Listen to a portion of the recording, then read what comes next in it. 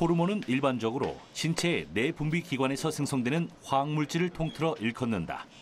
여러 내분비 기관에서 만들어진 호르몬은 혈관을 통해 신체의 각 기관으로 운반되어 우리 몸의 기능을 정상적인 상태로 유지시켜주는 역할을 하는데, 인간의 몸은 일평생 눈에 보이지 않는 이 호르몬에 의해 지배되고 있는 것이다. 호르몬은 각각의 역할에 따라 분비되는 기관과 종류가 다르다. 인간의 생장을 책임지는 성장 호르몬의 분비와 전체 호르몬의 분비를 조절하는 기관은 뇌하 수체, 그리고 인체에서 가장 큰 호르몬 기관인 갑상선은 우리 몸의 물질 대사를 촉진시키는 역할을 한다. 부신의 수질에서는 아드레날린이 분비되는데, 이 호르몬은 심장 박동을 증가시키고 혈압을 높이는 작용을 한다. 또 이자는 혈당량을 조절하는 호르몬을 분비한다. 남자는 정소, 여자는 난소에서 각각 남성 호르몬과 여성 호르몬을 만드는데, 이 같은 성 호르몬이 남자와 여자의 성적 특성을 구분해준다. 이처럼 내 분비 기관에서 분비되는 호르몬 외에 호흡기, 입, 피부 등을 통해 유입되어 우리 몸에 호르몬과 같은 작용을 하는 것이 있다. 바로 환경 호르몬이라 불리는 가짜 호르몬, 내 분비계 교란 물질이다.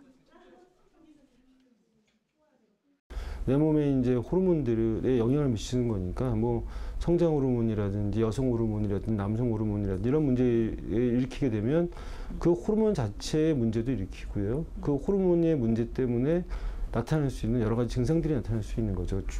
최근에 뭐 조기 폐경이라든지 성조숙증이라든지 탈모라든지 전혀 엉뚱하게 갑상선 기능의 문제라든지 이런 것들이 또 여러 가지 뭐 아토피 피부염이라든지 아니면 천식이라든지 이런 것들이 다 사실은 호르몬, 다시 말해서 이 환경 호르몬 때문에 일어날 수 있는 질환들이라고 볼 수 있고요. 사용이 편리해 식품 용기로 포장재로 많이 쓰이는 플라스틱은 자주 환경 호르몬 유해성 논란에 휩싸인다. 특히 문제가 되는 건 플라스틱을 휘게 하고 탄성을 갖게 하는 부탈레이트라는 화학물질인데, 장난감, 화장품, 의료기기 등에 많이 쓰인다.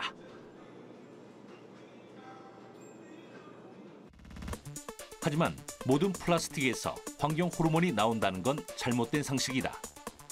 일반적으로 음료수 용기로 많이 쓰이는 PET, 각종 용기, 왕구 등을 만들 때 사용하는 HDPE, 부드러운 재질로 가소제를 섞지 않는 PP는 안전한 플라스틱, 값이 싸고 원하는 모양을 쉽게 만들 수 있어 많이 쓰이는 플라스틱 중 하나인 폴리염화 비닐은 온도가 높아지면 가소제가 섞여 나오는 위험한 플라스틱으로 사용 시 주의해야 한다.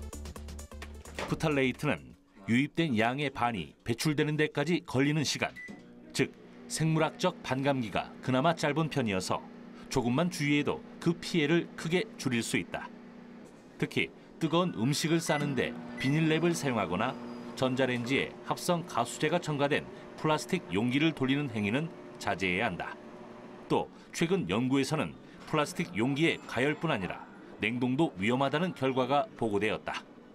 최근에 미국에서 플라스틱 소재의 어떤 를 어떻게 다루느냐에 따라서 어느 정도의 환경 호르몬이 나올지에 대한 연구들을 많이 하고 있어요. 제가 최근에 읽은 논문 중에 하나는 페트병을 갖다가 물을 갖다 거기다 넣어요. 그리고서 냉동고에다 꽝꽝 얼립니다. 그리고 이제 우리가 뭐 등산을 가거나 어디 소풍을 갈 때 시원한 물을 마시기 위해서 배낭에다 그걸 들고 가요. 그렇지만 어쨌든 시간이 지나면 곳이 녹겠죠. 네. 그런 상태에서 그 물속에 들어있는 페트병에 들어가 있는 가소제 성분을 측정했더니 나온다는 겁니다.